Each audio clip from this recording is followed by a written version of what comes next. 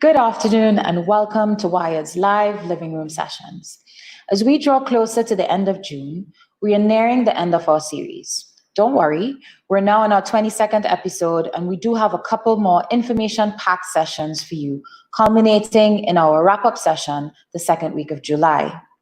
If you've missed any or all of our sessions to date, we encourage you to go to our YouTube channel, click subscribe, and start viewing them. On Tuesday, CPRI's Jen Ward-Clark spoke with Nia Talbot of Full Belly Farm in the British Virgin Islands about how she has been using permaculture to build resilience against the onslaughts of hurricanes on that island. If you've missed it, remember, click subscribe, watch. If you're joining us for the first time, my name is Kiesha Farnum, and I am from Walker's Institute for Regenerative Research, Education and Design, WIRRED.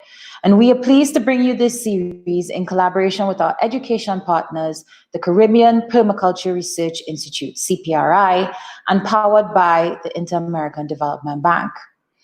Over the last 2 months, we've been exploring every Thursday and Tuesday different perspectives on the topics of regenerative agriculture, climate change, building biodiversity, and renewable energy.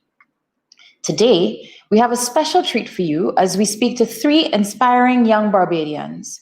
We want to get their unique perspectives about the environmental and other challenges that they are facing and will continue to face in the future.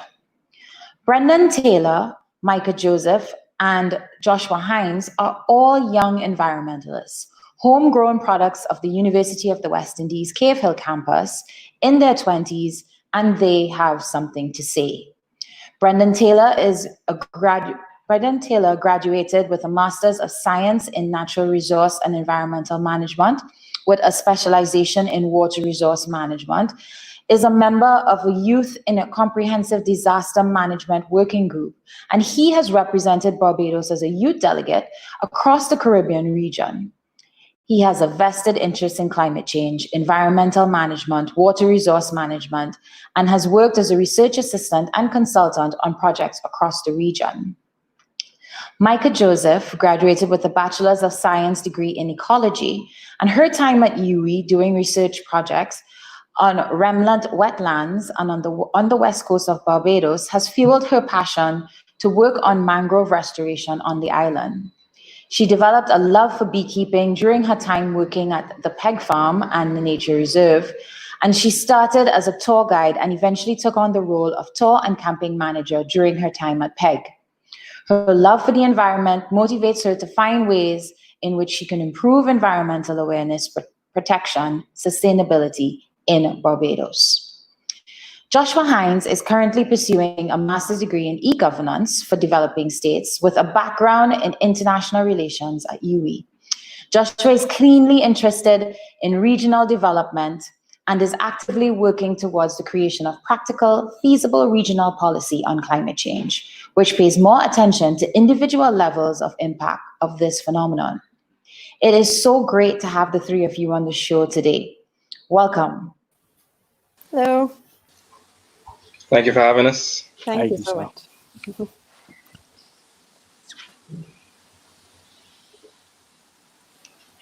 Hi, Kiesha. Thanks. Hi. Thanks for having me for us. We're putting a little more people than usual on the screen today, so a while to boot up. And I've been having some camera and some technical difficulties too as well. So to the audience, if there's a bit of delay in my sound and camera, I do apologize. We're doing the best that we can at this moment. All right, so it's really great to have you guys today. I know we have a lot that we want to discuss, so I'm just going to jump right into the discussion. And I'm going to start with, a question that I think a lot of young people are not only asking themselves, but persons are looking towards young persons as advocates for the future. So as a young person, what do you see as the defining challenges of our time, of which there are many, including a pandemic now? Yeah. So I will start with Brendon on this one, and then we'll make the round, we'll go to Joshua, and then we'll go to Meika. Okay. Hi, good afternoon to everyone listening. I think that one of the major challenges we are facing is a lack of socio-political willpower to tackle issues Yeah. at their root. I think that when we talk about climate change, especially, the narrative is always seen as just a narrative, not necessarily from the planet side, because the planet is sending us very clear messages. We need not look too far back. We look at 2019, we see the devastation in the Abacos Islands in 2017, Irma Maria, and even this year, that the first tropical cyclone was recorded in May, and the hurricane season starts in June. So the planet is sending us clear messages, and there's Yeah. no longer a narrative; it's manifesting itself as evidence. But I think that on the social side and the political side of it, there's so many things that we need to do that we aren't doing. And just for example, there's so many policies, strategies, roadmaps, frameworks, all the pretty language that we use that are still in draft or still on the shelf, right? And that need to be enacted. And when they're enacted, also they need to be enforced, because sometimes policies are implemented, but the enforcement of it is like, meh. It's just like wishy-washy and stuff like that. So I think that we need to really focus on not only implementing but also enforcing, and it's a social problem, and it's also a political problem, because if you think about it, two examples in Barbados right here. When this ban on single-use plastics was being talked about, there was so much resistance, right? There was so much resistance, and you can argue that it was a lack of maybe awareness or education, but there was so much resistance to something that even when the information was sent, or you were made aware, educated, there was so much resistance to this thing, right? And if you think about it as well, one of the things that crossed my mind most recently was the whole thing about food security in the face of COVID-19, and it seemed as if Yeah.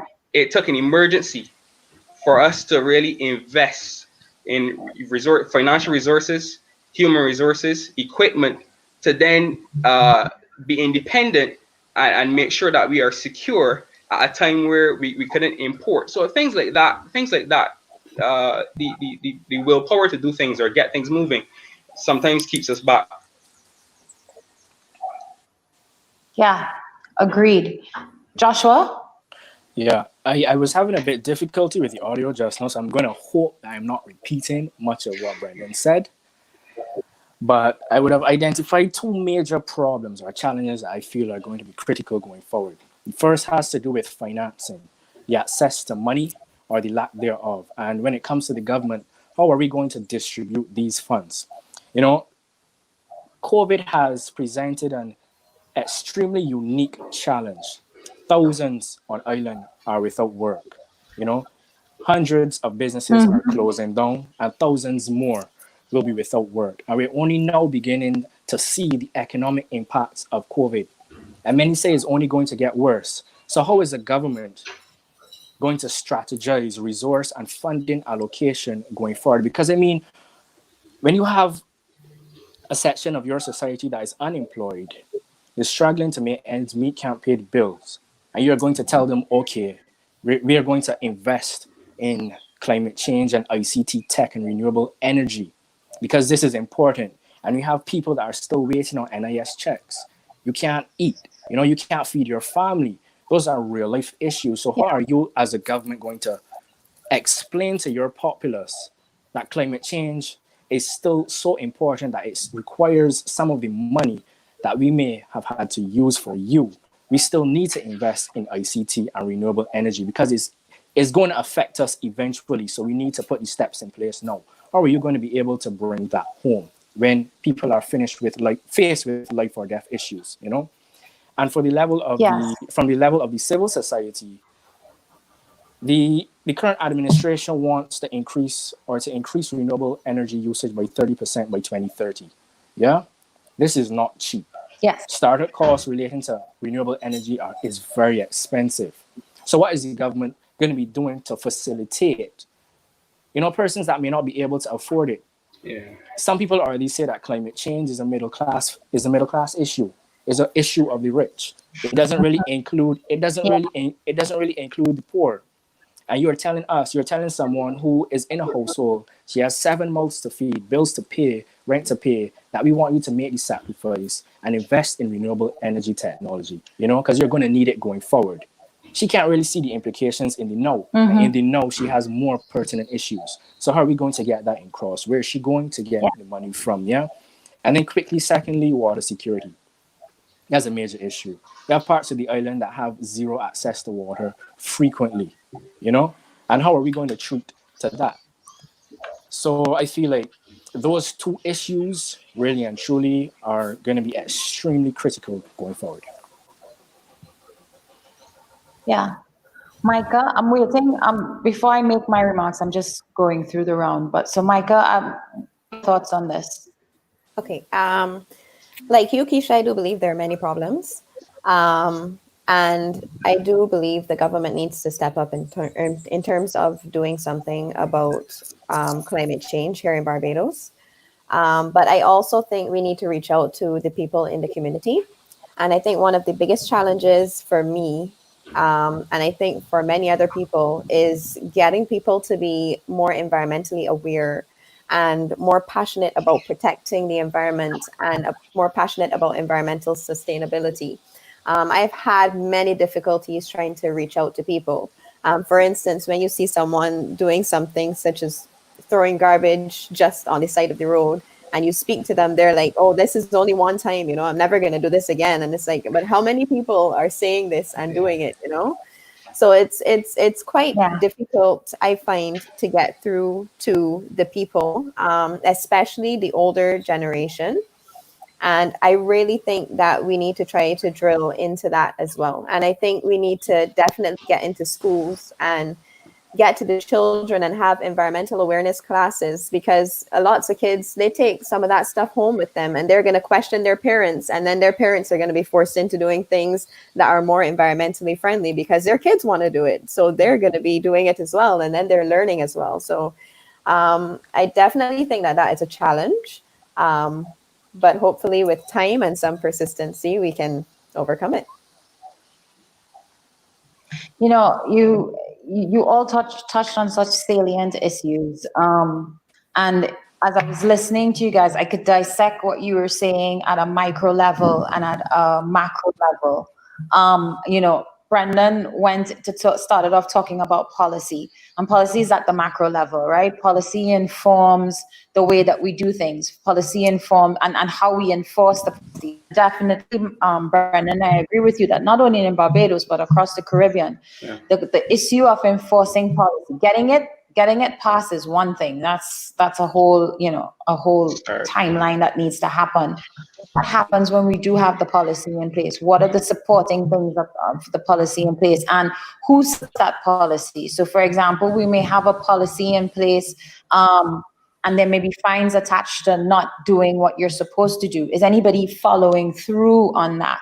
And there brings up the whole issue of interagency collaboration. So, the policy comes in place, but then there's another agency that needs to enforce. And do they understand their role? And have they been given the power to be able to enforce and do what it is that they're doing? And then, Joshua, you went on to speak again, financing, which is another critical issue, but I also see it as a macro and a micro issue. In terms of a micro issue at the individual and community level, you're so right.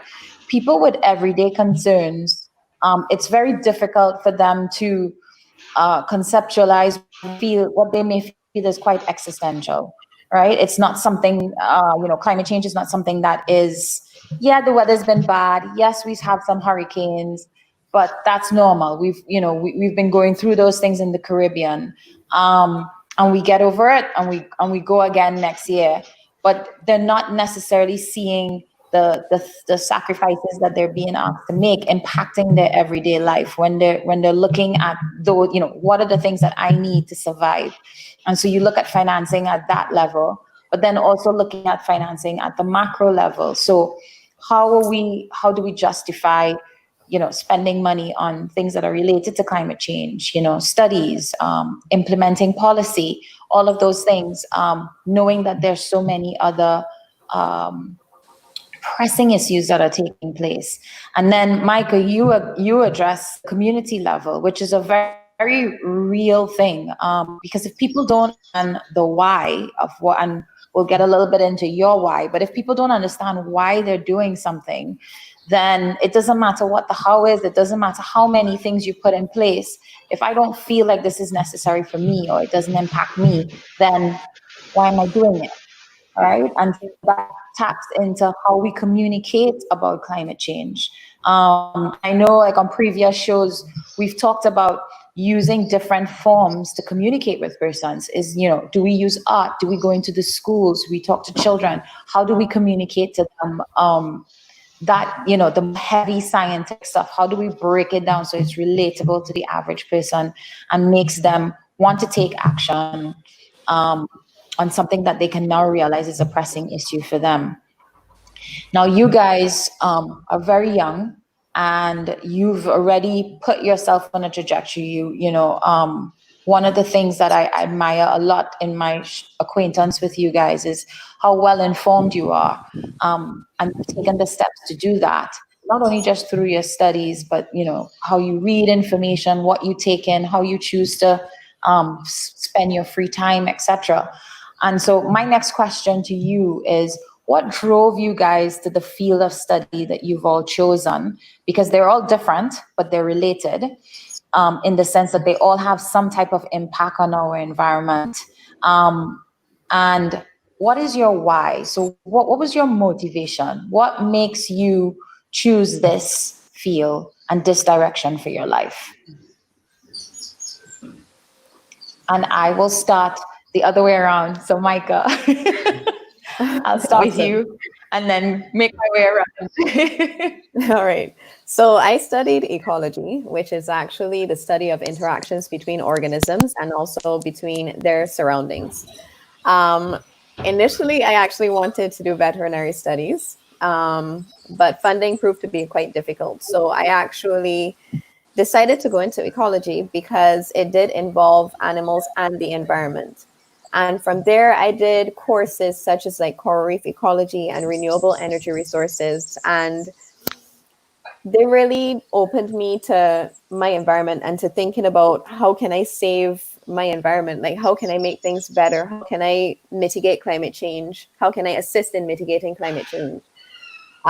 So honestly, like I've grown up in the field, I've grown up outside, and I've been taking in everything, and I just have grown to love it, and I have a passion for it, and I really want to assist, especially in Barbados, in making Barbados better, more environmentally friendly, more sustainable as well, more secure in terms of the food security as well.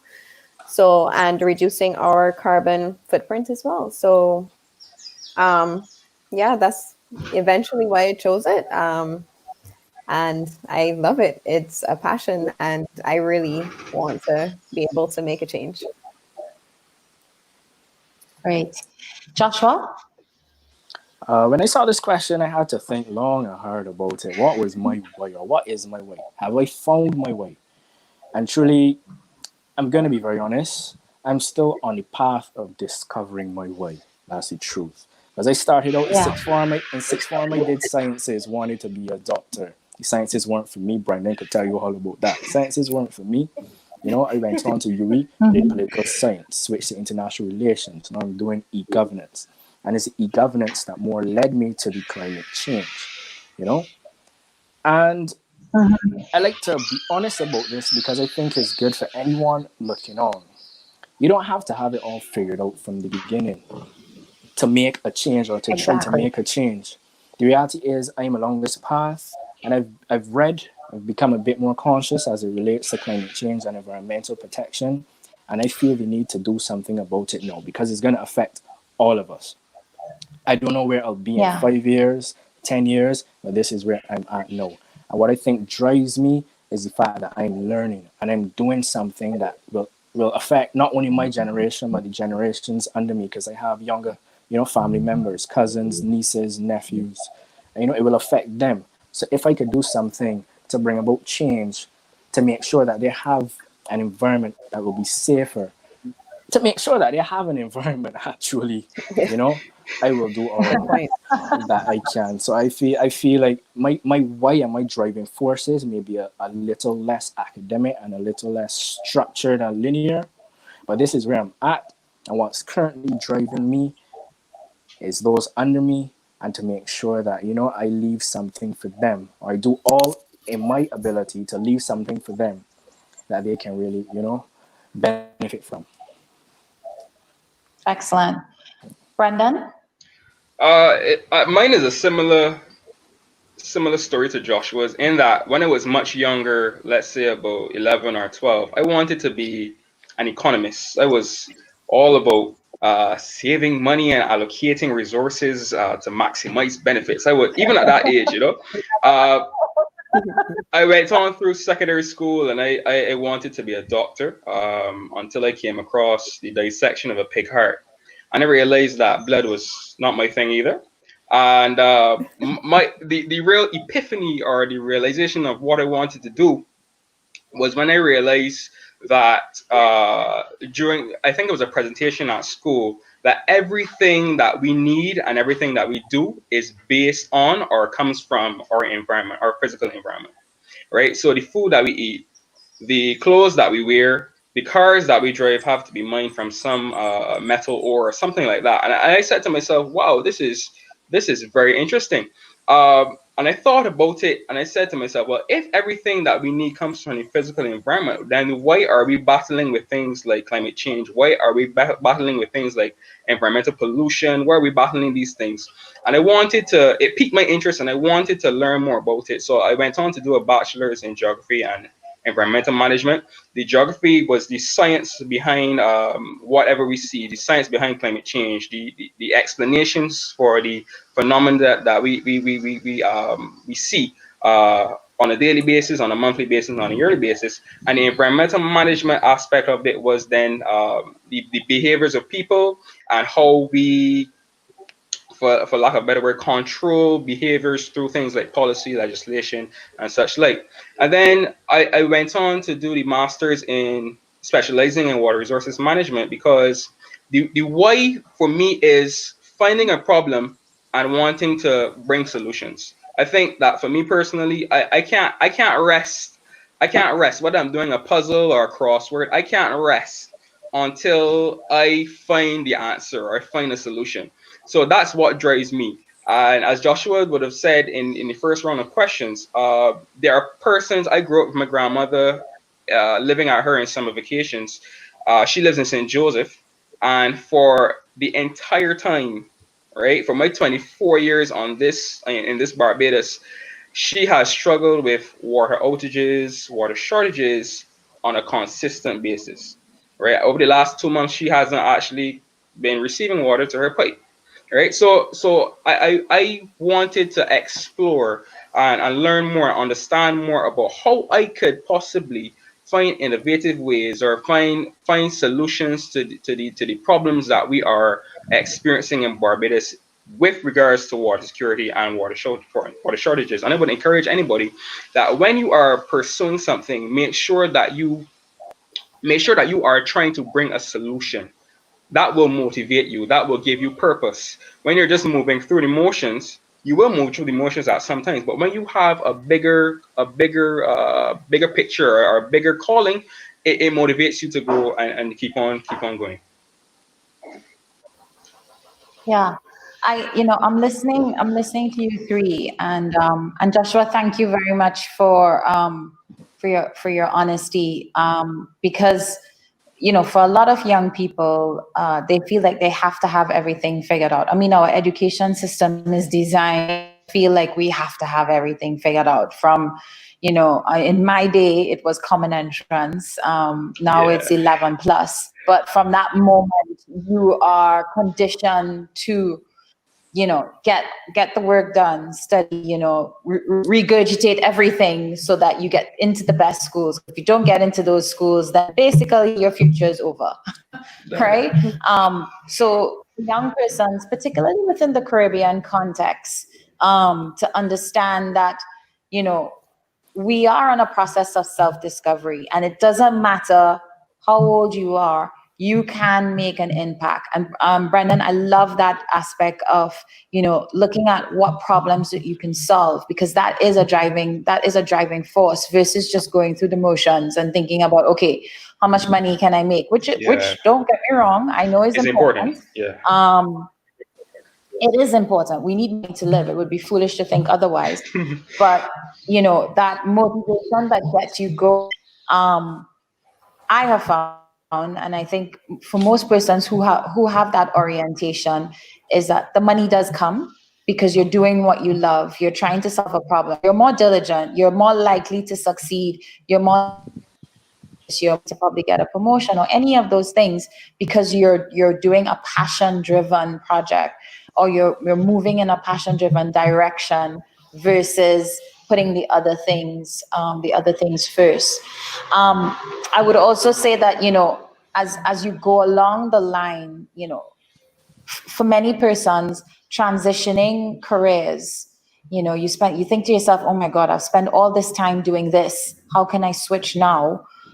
There is always that opportunity as you go through your career and you realize, okay, I'm not actually living my passion. I'm not living my purpose. I need to be doing X, Y, Z. And there is room, of course, if you plan properly to be able to transition. It's not something that is, oh my God, you can't do that. You've just spent all these years studying this and now you don't want to do it anymore. As people are joining us, we welcome the audience. Thank you very much for joining us. We are speaking to Brendon Taylor, Meika Joseph, Joshua Hinds.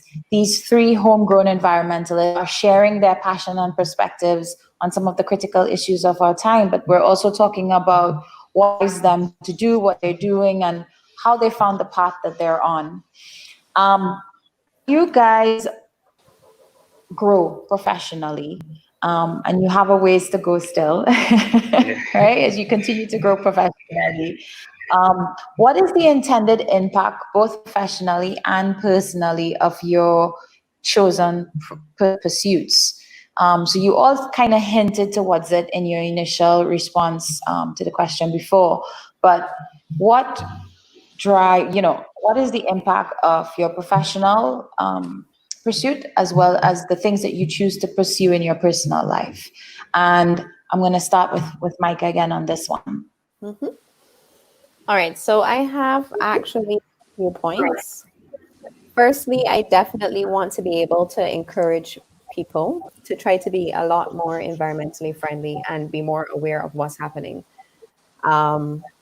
Secondly, I also want to be able to protect animals, organisms that are endangered. For instance, I am a beekeeper, and I want to be able to make people more aware of the importance of bees rather than doing things such as burning them, calling a beekeeper to come to take a hive, to remove a hive from certain areas and such, because bees are very important for pollination. And without them, we are going to have a serious problem with the foods that we're producing. I also definitely want to be able to do some mangrove restoration in Barbados. Mangroves are very important, and they also reduce one of the greenhouse gases, which is carbon. So they store carbon in the soils and also in their plant structures as well. And they store quite a lot of carbon, actually, more than some terrestrial forests and tropical forests. And I definitely want to be able to restore mangroves on the island of Barbados. And I also want there to be more of a focus on eco and agro-tourism in Barbados, rather than just tourism. We are pumping a lot of money into tourism, and we are pumping very little money into things such as agriculture. And I want to be able to have an impact on that, make sure the government knows that we should be focusing on eco and agritourism, as they are good for the environment, good for the people of Barbados as well, and then good for the people who are coming in too. So I'm really hoping that I'm able to succeed in those 4 quests that I'm after. Yeah, and I mean, it's such a good point that you just made there. Eco agritourism is the best of both worlds. While to reduce vulnerability. And again, we talked about that in one of our sessions. We do need to diversify our economies, particularly within the small island states where they're heavily dependent on tourism. But there is a way to be able to tap into tourism, but also tap into the agriculture industry and Exactly. blend the two together. Yep. One, it's what people want. If you look at global trends for tourism, people are moving more and more towards eco-tourism, eco-agro-tourism products and looking for nature experiences. But not only that, having the agroforestry, agrotourism blended in with the tourism also addresses food security issues, which Brendon touched on in his initial comments as one of the really serious issues for a small island developing state like Barbados. Yep. Joshua, what are your comments on this question? Well, again, closely linked to my why. In terms of career path, I work in sales. I've worked in HR before, but I'm studying e-governance for developing states with a focus on climate change. I can't say that, I want to work for the government. I can't say I want to work for the UN or an NGO. As if you have any governmental officials listening or from the UN, I'm not going to refuse anything, but I can't say already. I have this path. I have this path mapped out of where I want to take this, because climate change is very broad. Yeah. And I would go as far as to say I'm the baby in this trio here. I'm fairly new to the research on what's not the nuances and the different ways that you could branch out into this climate change as an area of study or work. So I'm still learning. But what I appreciate about my journey, and again, that could be helpful for someone looking on that they aren't where they want to be yet. I might be a little frustrated and want to know how they can get to that point. I work in sales. What I can tell you is that from what I've seen and experienced thus far, most of what you can learn in a specific industry is transferable to another. So you may be thinking you work in customer service and you want to get into policy.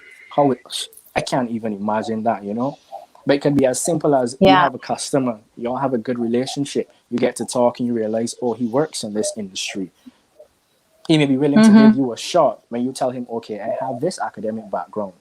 Obviously, that's a perfect world scenario. It doesn't work out as straightforward as that. But I just use that to show that your situation does not define where you can be. Well, true. Sometimes it does. But I just want to show that, the situation you're in now doesn't necessarily define where you can be. And as Brendon said, when you really focus in on what are the problems that you want to solve, then you can begin to zero in on the specific knowledge within your current work environment that you may be able to transfer to the next. So you have to give your best, You have to give your best, and you have to accept the fact that, even though it is not where I want to be, I can learn something from it. I can take something from it. And when it comes to my personal endeavors, my friends would tell you, especially if they're watching, I like to talk, So I may not be in a club or anything like that as yet. But when I learn anything regarding to climate change, anything new I may have learned in class, once they see that call, they're probably like, oh geez. So I'm gonna share that knowledge with them. It may not register, everything may not register, but they learned something. They can't say they didn't learn something from that conversation, And then in turn, they'll be able to add to another conversation and teach someone else something. So we can't look at these things in isolation. That friendly conversation, you don't know how that will inspire someone else, and you don't know how far that will reach, So that's what I try to do. When I learn things, I share them. Because if you didn't know, you don't know. And that's the only way we can move forward with this whole climate change discussion. Yeah. Well, there's something called communities of practice, and what you've just suggested is actually a very localized way of community. So communities of practice are people who have similar interests or similar practice. They get together, exchange ideas, and they come up with new ideas. And there's, just talk to persons and have those conversations, with other young people, and probably, as you say, cue them into what you're thinking of. It's actually quite critical. And then what that does too is that you also find yourself surrounding yourself with people who can have those conversations, and they may have read something that you didn't read. I know Andrew Simpson is on watching our show today, and he's actually offered his 25 years worth of environmental newspaper clippings for anyone who's doing research and they would want to digitalize it. He also says that he would happily donate it to you, any other educational institution. So if after this show, either Brendon or if any one of you would want to reach out to Andrew and chat with him, you can do that. You can reach out to him on Facebook. Brendon, your thoughts? Yeah, professionally, I would like to contribute in a tangible way. It might not be. Years ago, I had the ambition to save water, to make sure that everybody had water at their pipes. I wanted to be Captain Planet. But professionally, I would like to think that I'm contributing in some tangible way to water security for Barbados and the Caribbean region. And so I've found myself involved in projects. I'm involved in a project right now, and some of the things that we're trying to tackle through that project is looking at conservation through efficient water usage, minimizing leakages and transmission pipes, et cetera, et cetera. So I want to make sure that I am not just talking the talk, but I'm also making that tangible contribution. And also, from a professional standpoint, I want to be involved heavily in education. And I think Meika touched on it in her first answer as well, where we are educating young students, not necessarily, and my perspective or my idea of education goes beyond just the classroom, but education to build culture, a culture of climate resilience, a culture of, in terms of water conservation and protection, so that we are building habits from a young age. Because let's be real, the older generation is very hard to convince sometimes. I mean, I live at home with I'm the youngest in my family, and it's very hard to convince the older persons in my family that they can do simple things such as turn off the faucet when they're lathering in the bath, or just making sure that they do the right things, right? So I think that is what I want to be able to say. And on a personal level, I want to make sure that I am holding myself accountable to being an ambassador for climate change and conservation, biodiversity conservation, water conservation, all the things that we know about and we learn about in school. I want to make sure that I'm holding myself accountable. And on a personal note as well, I want to make sure that when I look back at my professional life, I can say that I made that contribution. You know, I thought about it the other day, and I have a 4-month-old nephew, and if he lives to the age of 80, he will see the year 2100. Right? I want to make sure that at the end of it, I left something there for him to benefit from. I want to make sure that I made some sort of contribution for him to benefit from. So that's what motivates me as well. Brendon, I'm going to put you on the spot a little bit. I know that you've worked with the Youth in Comprehensive Disaster Management Working Group, and you've also worked in other youth groups. How do you feel that type of interaction has not only just fulfilled you personally, but professionally as well, moved the needle for you professionally? It's important to network with young, like-minded young people like myself. I think that if you build those networks, you see it. You might not see the benefits of it right now, but you see maybe a year later, 2 years later, when somebody starts a project and says, "Look, we want to do something. We want to go after something ambitious. Who can I call on? Who can I link with to make sure that this project becomes a success?" And you remember, well, listen, this person had shared this interest, or this person shared this idea, and we can work together. And it speaks to also for our unique situation here in the Caribbean. It speaks to a Caribbean integration of human resources, of ideas, of thoughts, of sharing best practices, all of those things play into it. So it's very important as well to get yourself involved. And I found it benefited me. And I have so many contacts now that I could look out, I could ask for information. I can just to network with them. Yeah, definitely. Trying to tackle this as just small island developing states, each one on its own, just doesn't make sense. Doesn't make The sense poor at all. resources of the Caribbean. Yeah, exactly. The poor resources of the Caribbean are definitely the best way to go. Now, I see we have a number of questions, so I'm going to move us along so that we can get to questions from the audience. And Malu is saying that Meika successfully removed and rehomed a beehive from my property. So she wasn't just kidding in her interest, like she's actually going out there and doing it. You go, girl. Thank Um, you. okay, so let's say blue skies. This is blue sky. I know a lot of the times when you ask these questions, you start to take into consideration, okay, constraints, time frame, what influence you have, and all that kind of stuff. So let's think blue skies. Blue sky thinking, what if you had the opportunity to talk directly to policymakers, what change would you advocate? And I'm going to go forward with Joshua first on this one. Blue skies thinking, Joshua. What are Blue you skies thinking?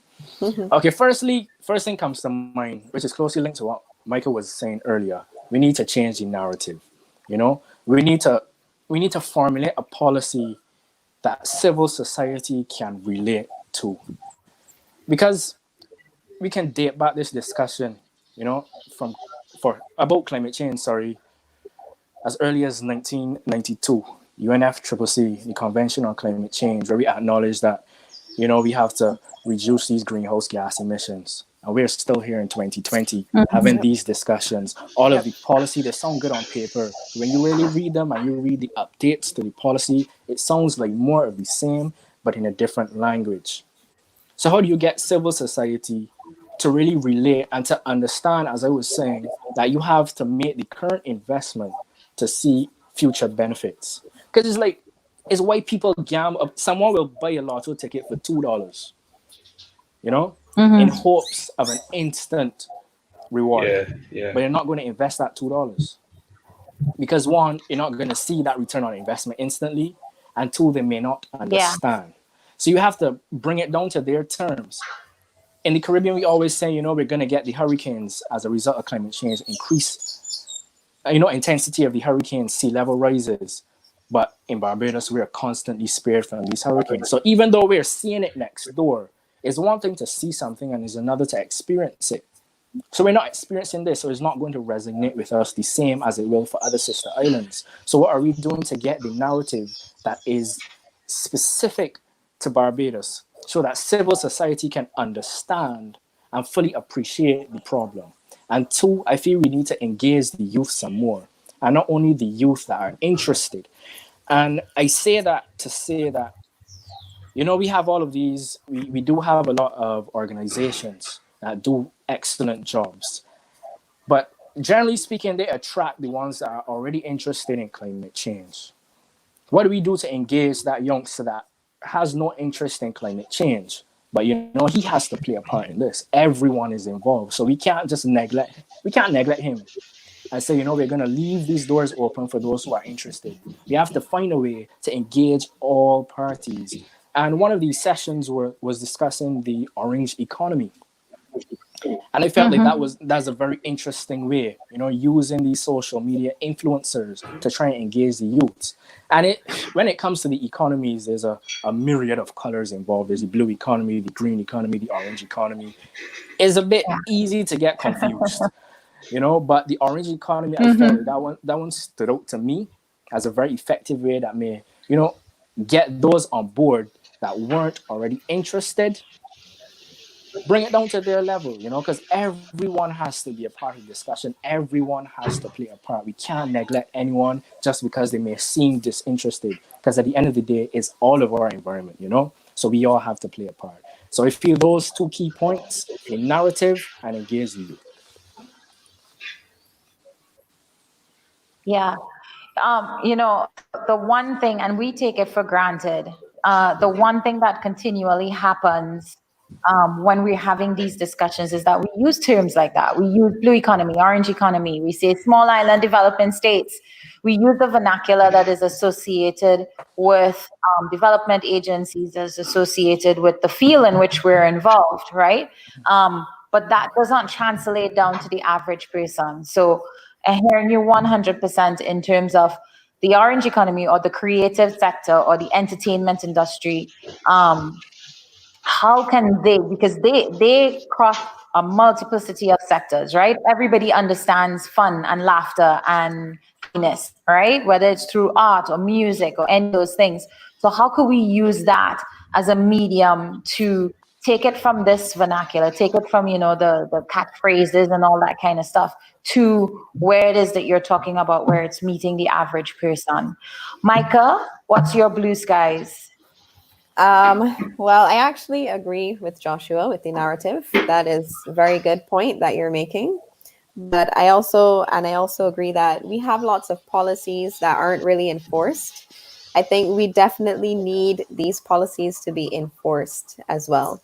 For those policymakers who aren't quite thinking about the environment, I think that they need to be more open-minded, and they also need to say, okay, this is a policy. Is it environmentally sustainable? Will everyone understand what it means? And don't think about the now, think about the future as well. A lot of people think about change for now, and they don't think about how it impacts the future and future generations. And I think they definitely need to think about that. And yeah, that's about it for me with regards to that question. Perfect. Brendon? My encouragement to any policymaker would be to think practical. Think practically. Think practically about what you're doing. As we said, it's all well and good to have something written on paper that is outstanding. The mechanics of the writing are great. The message that you're sending is pretty clear, but the action behind the policy is going to be more important, because policy Yep. is designed to guide what? Guide action. So I would want to encourage them to think practically. And as I said earlier, I mentioned a point. Something such as food security that we have been talking about, especially for Barbados, from probably the time I was in primary school. So let's say about 15 years ago. And the narrative behind that is that, our food import bill is way too high. It's ridiculous. It needs to come down. That money can be saved, and we can allocate that money that we're saving now to something else, such as like education, healthcare.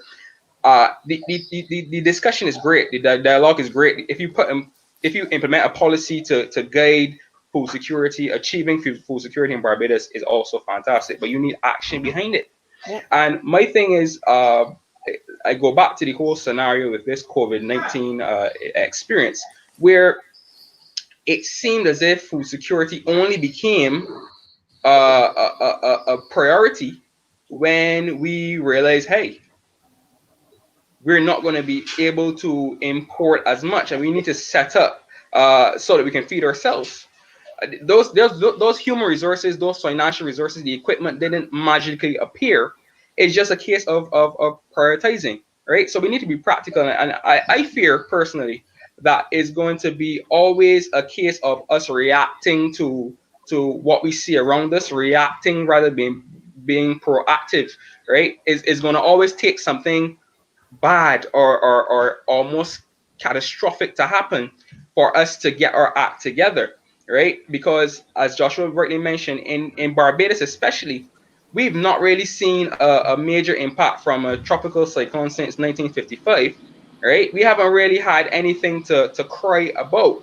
But across the world, you look across at those islands of the Pacific, and you realize that really and truly, those people are losing their homes, losing their livelihoods on a daily basis. People are waking up out of their beds and putting their feet down on the ground, and they're putting their feet in salt water, sea water, right? So all these things are happening. And I would encourage any policymaker, think practically. And it goes beyond just what we see, but it also goes back to what we were talking about that intersectoral or interagency collaboration that we need.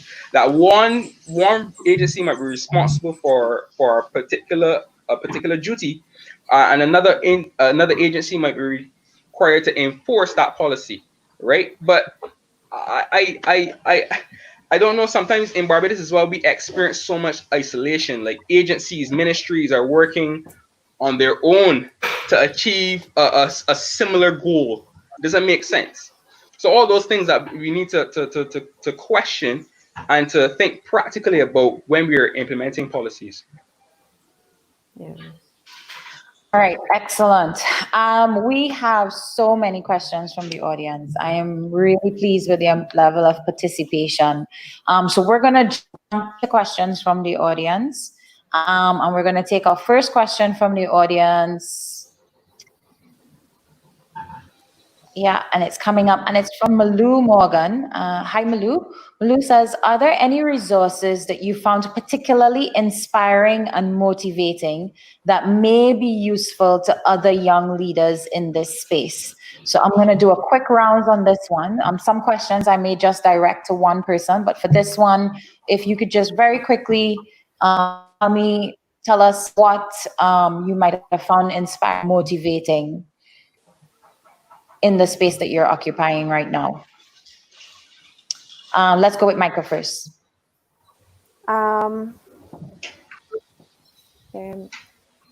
Resources that you found particularly inspiring. I definitely think so, especially with regards to, okay, I can say this with regards to the bee programs. For example, you have the Walker's Reserve Apiary program, which is now coming up.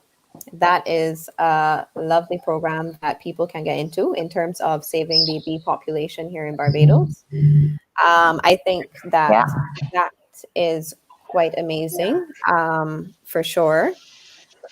So yeah, I definitely think there are resources out there that are coming up, but it's just for them to get a bit more, a bit better marketed, I assume, because like a lot of people that I come around, they don't know that they're beekeepers in Barbados. They don't know that anything like that is happening. So I just think that everything needs to be better in terms of marketing, for sure. Okay, great. Joshua. Well, I would say one of the major turning points with me as it relates to more so policy and recognizing that we in the Caribbean, we do hold significant power and strength in numbers as well. And as an individual, I went to a conference, well, not a conference, a Model United Nations Summit in Boston. This was like 2 years back. I think it was 2 years back, 2 or a year. And, you know, coming from the Caribbean, Barbados, a very small island, you're interfacing with these people that speak 2, 3 different languages, going to Harvard, Princeton, Yale, and it's a bit intimidating, you know? But throughout the sessions and what's not, when they realize that you do have something to offer, when you get past that intimidation and realize, you know, you belong here. And in this space, I can compete just as well as anyone else. That really motivated me. That really motivated me to, you know what, do some more reading, do some more learning. You know, make sure that when you get the opportunity to represent Barbados, that you make the most of it because you do belong. And it's very critical to surround yourself with people that think positive and that have something for you to learn. That you can learn from them. You know, and you're not the only one in the room that is spewing the knowledge or has all the knowledge. You need to surround yourself with individuals. I think this was mentioned before. Surround yourself with spaces that you can learn from and grow from as well. And you will be surprised to know how you feed off of that energy. So I feel that MUN coupled with the current studies that I'm pursuing, which is more policy focused, really motivated me, you know, to try to make a difference. I recognize that I too have a voice. No matter how big the space, I do have a voice and we deserve to be here. And this can translate to the international arena when it comes to policy and when it comes to pushing for more individual and region-specific and country-specific policy that will, you know, serve to the betterment of the civil society, you know, the government as well, and ultimately climate change on a whole. So yeah. Ben? I think for me, I would say YouTube, simply because I came across the Swedish young lady Greta Thunberg through YouTube, and she is, if you don't know her, check her out. She is a champion of. She is like the best. She is a climate ambassador, and what I found striking was that at the time when I found out about her, she was only 16 years of age. First of all, so that inspired me from the get go, because here is a 16-year-old and she is making her voice heard. Right? She is doing way beyond anything that a 16-year-old should be doing. At 16 years old, I was just trying to pass CSET exams. That's what I was trying to do. And she is out there talking to the same policymakers that we talked about, world leaders, and telling them like it is. So that inspired me. And there are other young people who are across the world, even in our region, who are doing great things, and we need to look to guide others to look at them for that inspiration. And Greta is somebody that I respect so much, because she's not only talking the talk, but she's walking the walk. I follow her very closely. She went from across the Atlantic Ocean in a boat that was powered by I think solar energy or something like that. I respect her very highly. And there are other. What I'm saying is that there are other young people.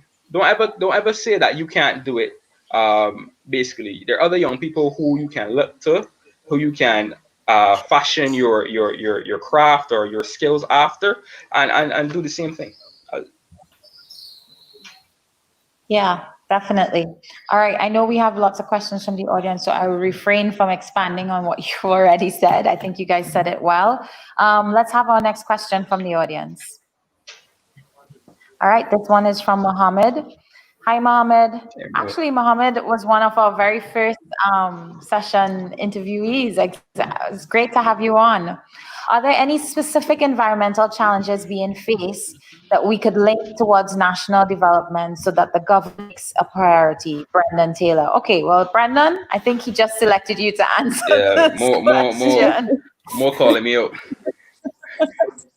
Are there any specific environmental challenges being faced that we could link towards national?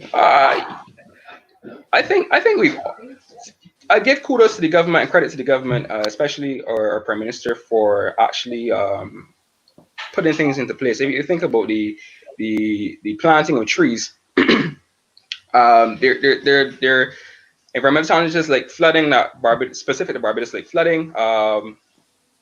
There are the issues of well, I won't get into all the environmental challenges we're facing, but I like the approach of the Prime Minister in planting trees, because she's stacking functions. She's tackling food security. She's tackling carbon sequestration. She's tackling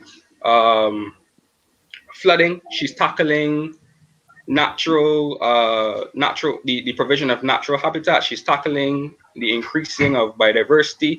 All of those are being tackled in that one action. So I would say that that is one of many. I'm struggling to think of others, but I think that when you have actions like that not only tackle one challenge, but a myriad of several challenges, that makes sense. And going forward, I think that we need to keep on doing that. Actually, could I add to that? All right. Brendon, sure. Brendon, I really liked what you said in terms of flooding. That is a serious environmental challenge, and that occurs a lot along the West Coast, I find. Yeah. And that is due to the fact that so many mangroves have been destroyed for development of hotels and villas and such. Yeah. And I really think that the government should make mangrove restoration a priority, not only because it's going to reduce flooding, But I think it was Mohammed that was speaking about the 2-degree increase, of temperature overall, and what impact it would have in that it would cause storm surges in Barbados or throughout the Caribbean to be around 15 to 18 feet. These mangroves actually reduce wave energy when it's coming in. So that can assist with that as well. So I definitely think that mangrove restoration is a priority and can be linked towards the national development, in my opinion. Yeah. I think that our national All right, development. guys. Go ahead. Oh, I was saying that I think our national Brendon, development you can go ahead. has to be environmentally focused as well. One of the things that I've been researching or coming across more is the greening of spaces. Basically, the whole idea of environmental stewardship and making sure that when we are targeting development, that we are not necessarily killing ourselves, right? So the removal of those green spaces, the removal of those mangroves and those wetlands, especially along the west coast, were the purpose of that was to achieve economic development through tourism. But what it has basically done is left us vulnerable to the impacts of high intensity rainfall events, and that's why we have flooding. So like I said, the whole thing of planting trees, that goes back towards an environmentally focused way of achieving development, economic development as well, because we're looking now to make sure that we have the natural environment in place to handle the climate impacts that we are facing, but we're also still achieving economic development and financial benefits. Yep. Yeah. Guys, this discussion has been so good, and I know that there's so many more questions in the queue. So if you do feel no pressure, you can go to the YouTube feed and you can go to the Facebook feed after. If you want to answer some of the questions that may have been directed to you, you can do that because the feeds are available after the session. For those of you who would have missed any part of today's session, you can definitely join us again on YouTube. We have the recordings for today's session on YouTube. Brendon, Meika, Joshua, thank you so much. And I think as we go along and we do special editions of living room sessions in the future, I would definitely want to have you guys back to talk some more because I definitely think that there's so many things to unpack. And I really enjoyed the different perspectives that you brought to the table. So thank you so much for joining us. Thank you for creating an interesting discussion. Keep on the path of either self-discovery in the case of Joshua, and or the path that you've chosen to do. I usually, particularly within situations like this where there's so much uncertainty going into the future, I usually tell myself, take the next best step. Yeah. And if you take the next best step and the next best step and the next best step, it's incrementally taking you somewhere to your eventual outcome. You know, sometimes as Joshua said, you don't need to have all the answers right now. There's a lot of issues. How do you take the next best step to get you in the direction that you want to go? So guys, thank you so much for joining us. We really enjoyed having you. Thank you. I really want to encourage tune in again on Tuesday, the 30th of June at 1 p.m. when CPRI's Jen Ward-Clark will speak with Kevin Talma about his journey to develop a regenerative, nature-driven approach to landscape architecture. From heritage tourism to residential and estate design and everything in between, Kevin Talma has been finding creative ways to work in tandem with nature. Please join us. We look forward to having you then. Thank you.